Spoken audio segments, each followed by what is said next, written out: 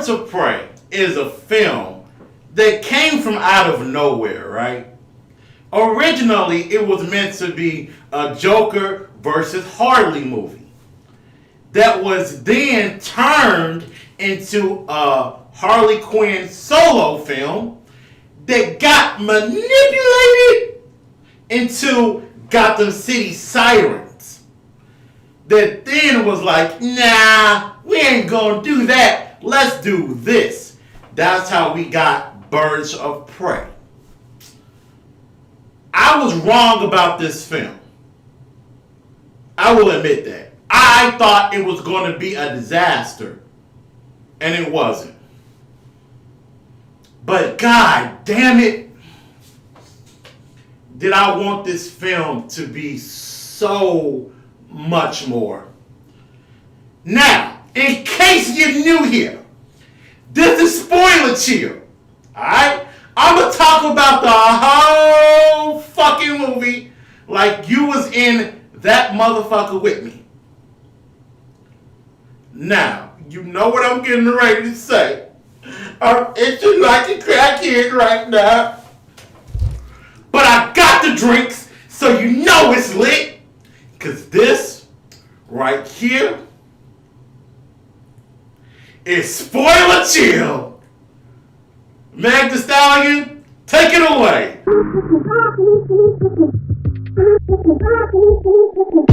Turn into a girl's best friend. Turn into a girl's best friend. Something good at me, I ain't afraid to catch a case. BBS is on me and I flood it out the face. Turn into a girl's best friend. Like I just said previously, going into this film, I was wrong about a lot of things, right?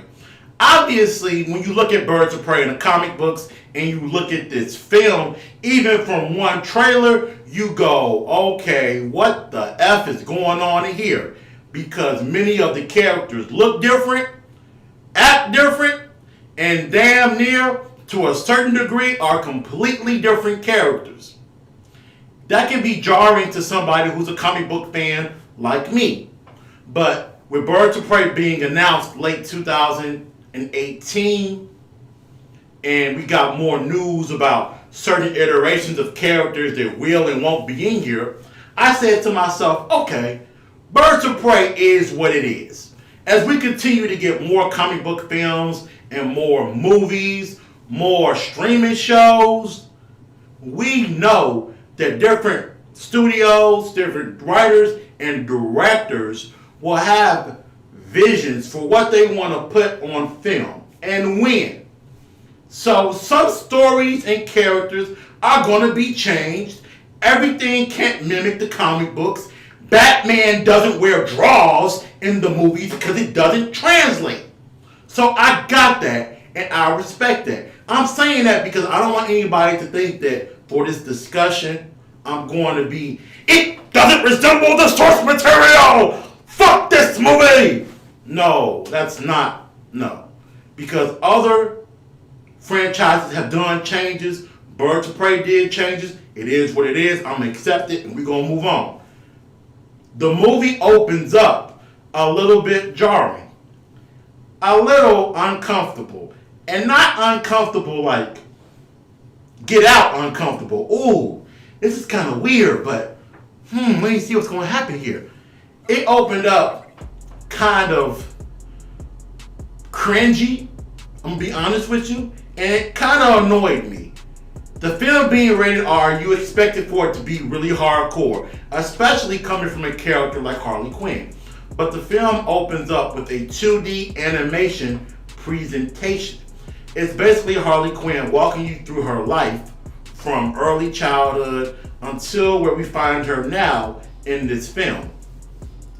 I didn't like the idea of it opening up with 2D animation. I know the Harley Quinn animated show on DC Universe is really, really popular right now. And obviously the character has deep roots in the animated cartoon world.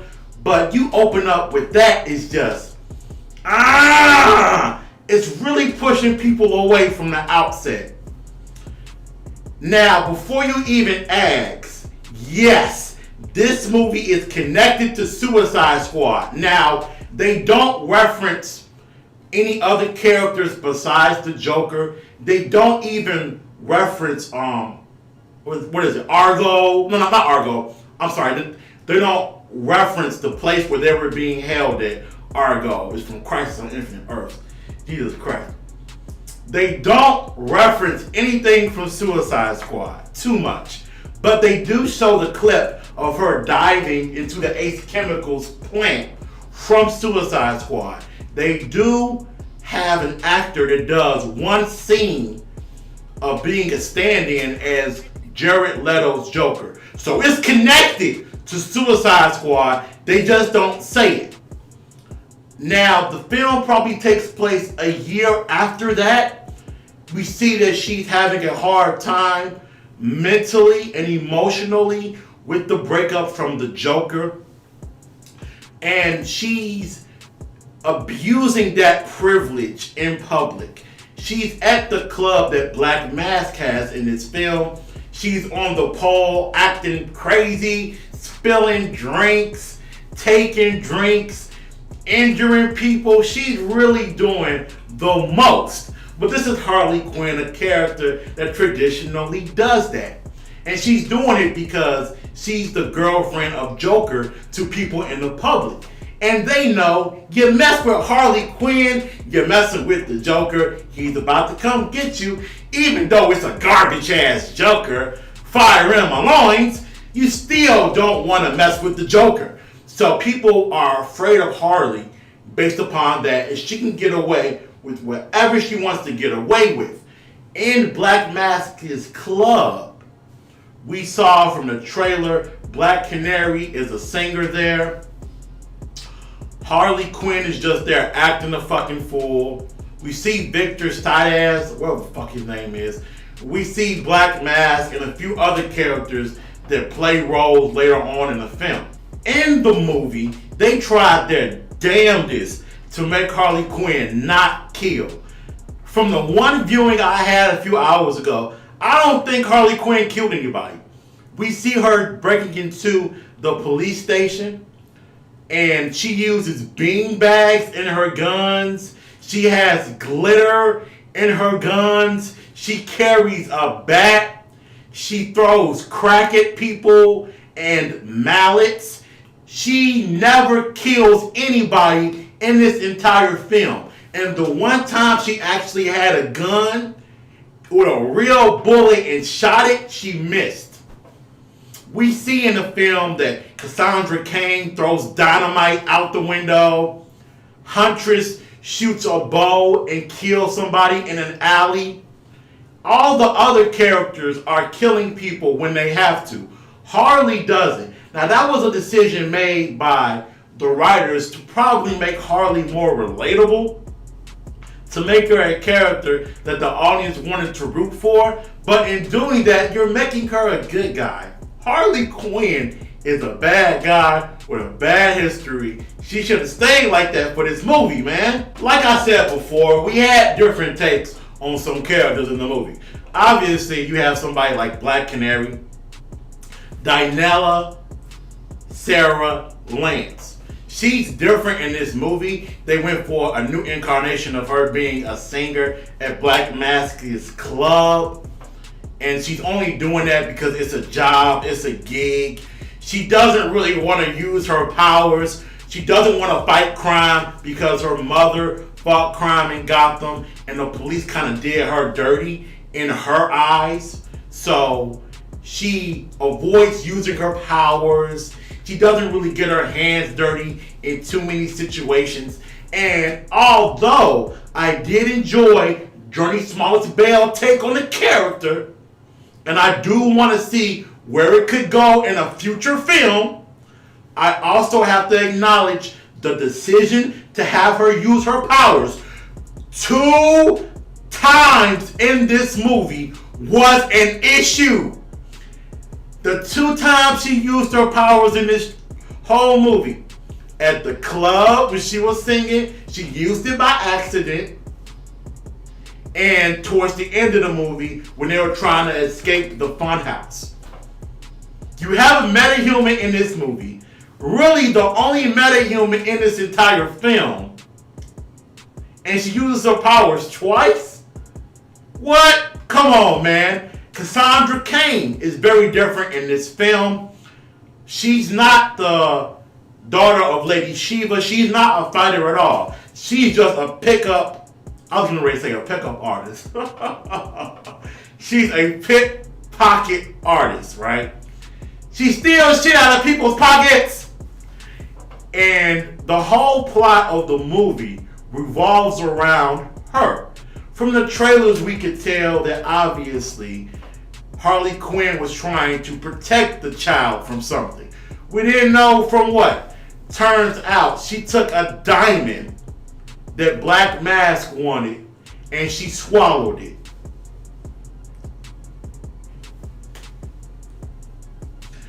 Yes, ladies and gentlemen, the plot revolves around getting the diamond out of her guts. Ah! Ah! Is a Birds of Prey movie revolving around that? That's stupid. I gotta be honest. Huntress was the first incarnation of Huntress, right? Or was that the second incarnation? I think in the comic books, Huntress was on Earth 2, she was the daughter of Batman and Catwoman. For this movie, she was the daughter of a mob boss, which worked really well for the film because they didn't drag Bruce and Selena into this film. They just simply left it as Huntress having her background being that her parents were murdered, they were in the whole mafia type shit, and now she's out looking for revenge, which is a lot easier to do for a movie like this that's trying to be its own thing. As the film was getting ready to come out, I kept on looking at different things in the promotional material. And I said, man, Harley Quinn really looks different. I couldn't quite put my finger on it. Till you see this movie, you'll start to notice that they've really brightened the character up. They've really tried to appeal to females in the audience, and there's nothing wrong with that, by making Harley Quinn almost a dark, twisted version of every girl in the audience. And that was the wrong take on that character. Now, from a wardrobe standpoint, I like what they did in this movie. Her outfits are very flamboyant. They don't make any sense. Some of them are modern. Some of them are old school. They're from different countries. She's a wacky person, so I get the different costumes. I like that. It's better than her wearing panties like she did in Suicide Squad. But that incarnation of Harley in Squad, from a makeup standpoint, was so much better. It had a much tougher feel to it. It had a much more, you don't want to fuck with me kind of a vibe that she gave off in that movie, where this Harley Quinn feels a lot more cartoony. Almost like they were trying to mimic the animated cartoon, and I didn't like that. Speaking of not liking shit, this film had some Suicide Squad flavor, like I said it was going to have before. You know how in Suicide Squad, when they were introducing different members of the squad in the beginning of the film, and they'll have the character's name with other things about them? They did that in this movie. And I hate when comic book films put graphics on the screen. I hate that with a passion, because it just makes it feel like a Saturday morning cartoon. Let's have this be serious. Let me stay in the movie. They had graphics for so many situations. It'll be somebody that Harley ran into from her past. Graphic, Huntress comes on screen for the first time. Graphic, Black Canary. Graphic, what was Perez's character? Graphic, Cassandra Cain. Graphic, it's like, shit. They had graphics for everything. I want to say the Chinese man in that restaurant. Graphic. Damn. I hate that. It reminds me of Ang Lee's Hawk with the goddamn comic panel pages. Ugh!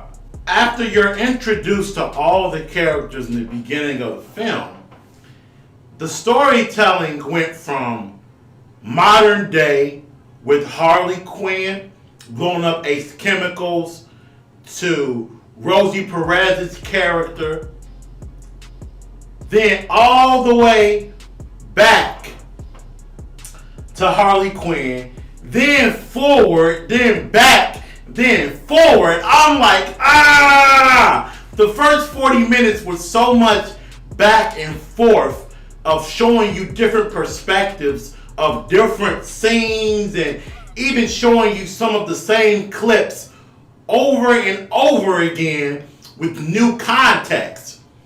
I hate when movies do that. I like a story that just goes point A to point B, then maybe a little bit in between A and B, and then you just continue on. It was too much back and forth in the beginning of the film that really slowed it down. The movie should have been PG-13.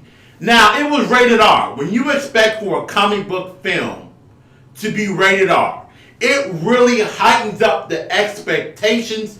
You're like, I'm about to see some crazy shit. I'm about to see some crazy shit.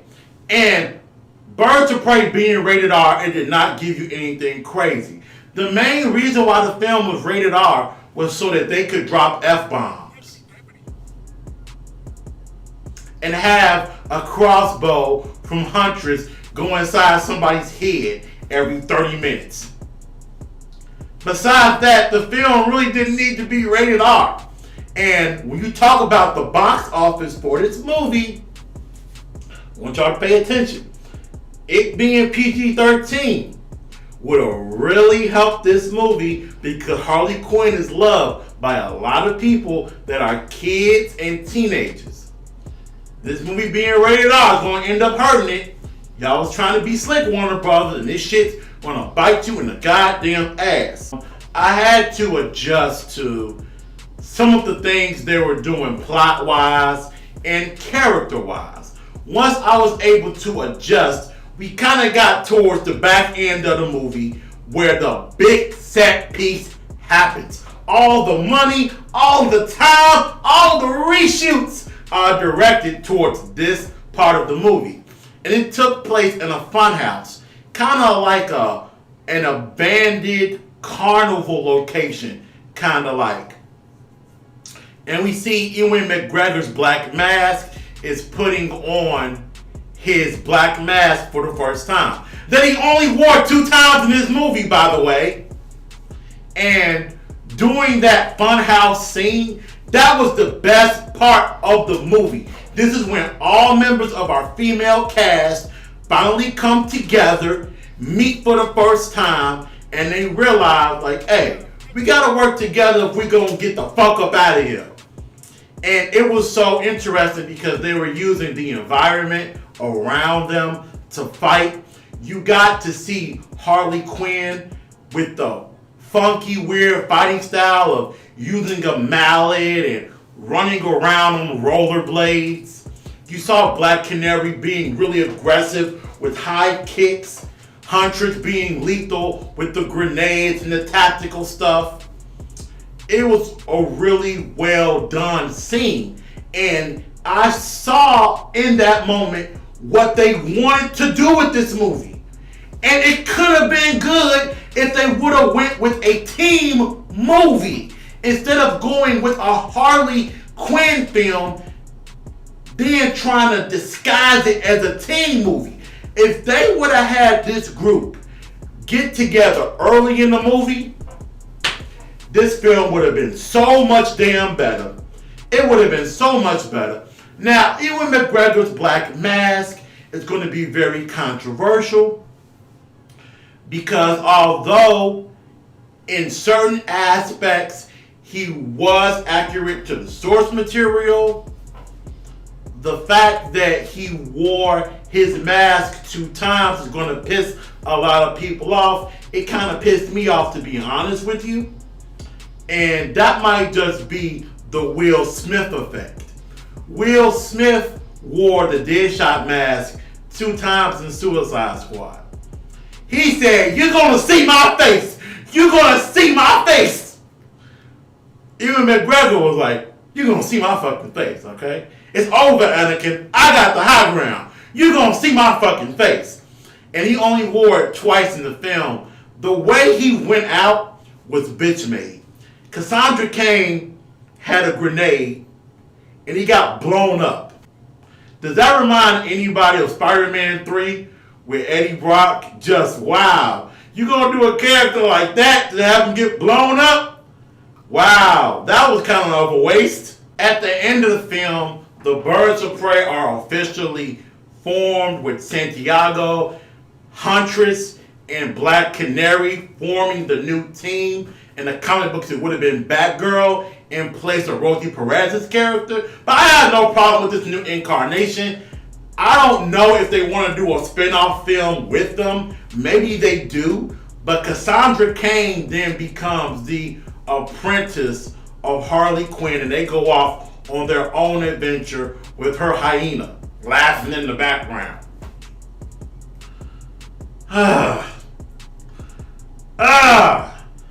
I did not hate this film. I thought it was going to be fan-forstic, but it was not fan-forstic.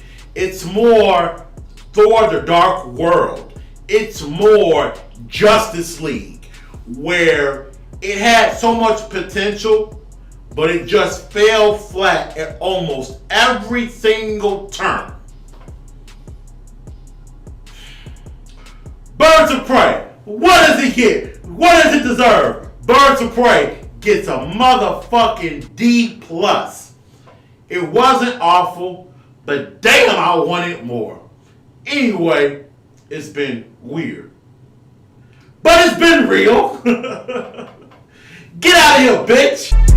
Stand up in the motor, bust the dashboard. Stand up in the motor, bust the dashboard. Wiggy, wiggy.